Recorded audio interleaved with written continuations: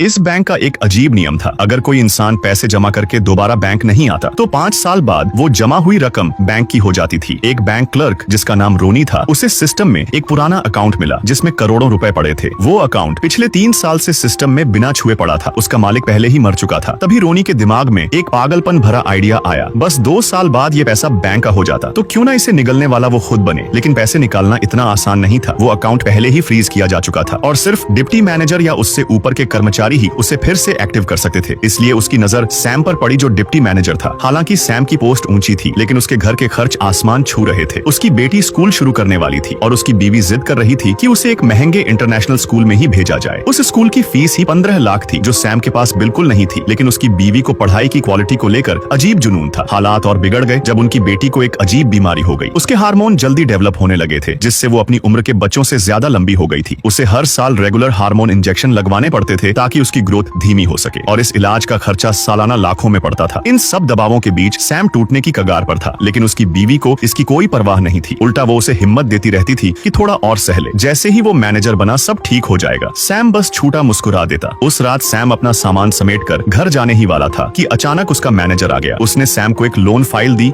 और कहा कि इसे जाने से पहले देख लेना। सैम मना करने की हिम्मत नहीं कर सका। तब मैनेजर ने अपने अकाउंट से लॉगिन किया और ऑफिस से चला गया। फिर उसने मोबाइल उठाया और अपनी बीवी को फोन कर कहा कि उसके बिना डिनर कर ले। जैसे ही सैम ने फोन रखा, रोनी भागता हुआ अंदर आया और सैम की मदद करने की पेशकश की। रोनी ने बातों ही बातों में माहौल बदल दिया और बोला कि सैम बहुत मेहनती है, हमेशा सबसे पहले आता है और सबसे बाद में जाता है। उसने अपनी जिंदगी के 10 साल बैंक को दे दिए लेकिन बदले में कुछ नहीं पाया। जो मैनेजर की पोस्ट उसकी होनी चाहिए थी वो किसी सिफारिश वाले को मिल गई। ये सुनकर सैम ने बस मजबूर होकर मुस्कुरा दिया। उसी वक्त रोनी ने मैनेजर के अकाउंट से एक फाइल खोली। बैंक के नए एआई सिस्टम ने सैम को अनक्वालिफाइड रेट किया था। सैम हैरान रह गया। उसे यकीन नहीं हुआ कि सालों की मेहनत के बाद अब उसे बेरहमी से बाहर किया जा रहा है। तभी रोनी ने सही मौका देकर उस पुराने अकाउंट की बात छेड़ दी। आगे की स्टोरी और भी ज्यादा इंटरेस्टिंग है। कमेंट करो, पार्ट 2 वीडियो मिल जाएगी।